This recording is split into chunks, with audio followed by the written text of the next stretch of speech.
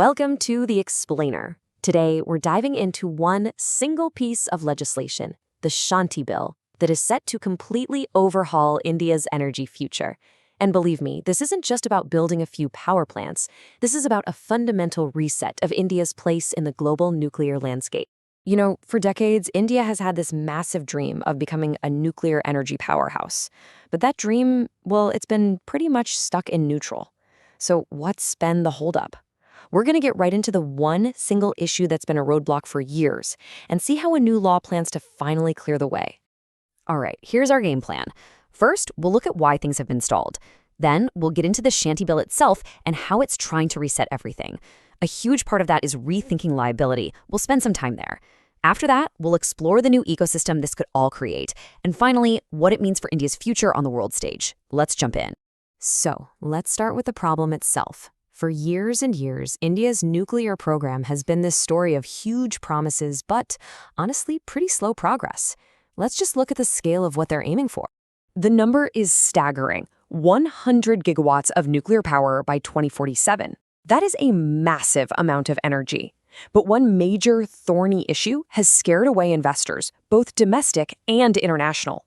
And it all comes down to one simple question: if something goes wrong, who pays? That single question has kept the entire industry in a state of paralysis. Okay, so how do you fix a problem that's been around for decades? Well, the idea here is a complete and total legislative reset, and that's where the Shanti Bill comes in. Think of the Shanti Bill as a system-wide software update. It's taking two old, frankly outdated laws and merging them into one modern, streamlined framework. And the big goal here? To get India on the same page as the rest of the world, and finally open the floodgates for serious investment. And this really gets us to the heart of the matter, the one issue that has been the main obstacle for years: liability. Look, in the world of nuclear energy, the question of who foots the bill in an accident, it changes absolutely everything. Now, to really get why India's old liability law was so different, you have to rewind to the Bhopal gas tragedy. That absolute catastrophe left a deep scar and created this powerful belief that victims must be protected no matter what. And the result was one of the toughest liability laws anywhere in the world, putting a ton of responsibility on everyone in the supply chain. This chart lays out the change perfectly. See, under the old law, the liability was spread out. Operators and suppliers could be on the hook. For any international company, that was a huge red flag. The Shanti Bill completely flips that. It funnels liability almost entirely to the plant operator, which is how basically everyone else does it. And check out that bottom row. It explicitly calls a terrorism event a sovereign risk, meaning the government takes responsibility, which removes a massive what-if from the equation for any company involved. So what you end up with is this clear three-layer safety net. First, the operator pays up to their limit. If it's worse than that, a government fund kicks in. And in a true worst-case scenario, there's a third layer of international funds.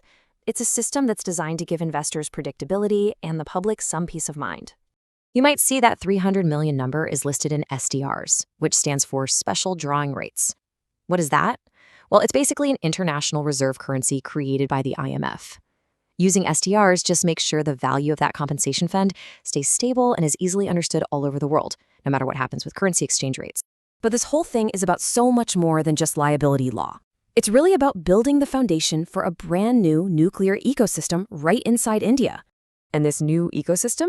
It's really built on a few key pillars. For one, it's a formal invitation for India's own private sector to finally get in the game. It also beefs up the independent safety regulator, makes sure victims have a clear path to compensation, and, this one is huge, for the first time ever, it allows for patent protection for nuclear innovations.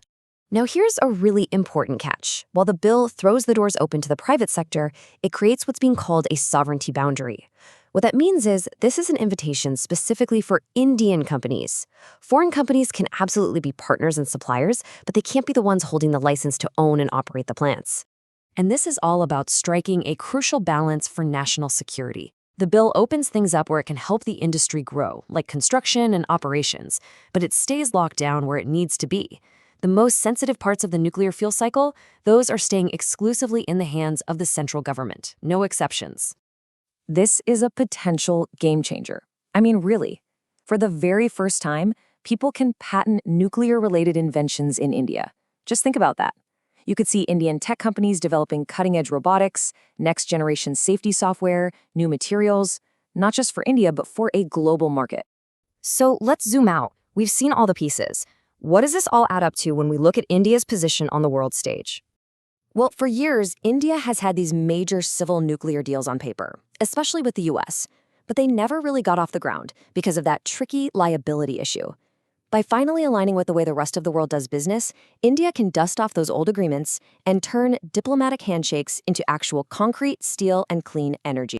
There's a quote from one of the sources that just nails it. The goal is to go from being an outlier to becoming a credible nuclear builder.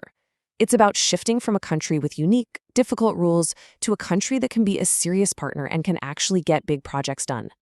So the Shanti Bill, it lays out this clear, modern, and globally accepted plan. The legal and financial framework is finally being built for success. But the real question, the big one, is this. Will this second shot be the one that finally launches India into the big leagues of nuclear energy? The whole world is definitely watching to see what happens next.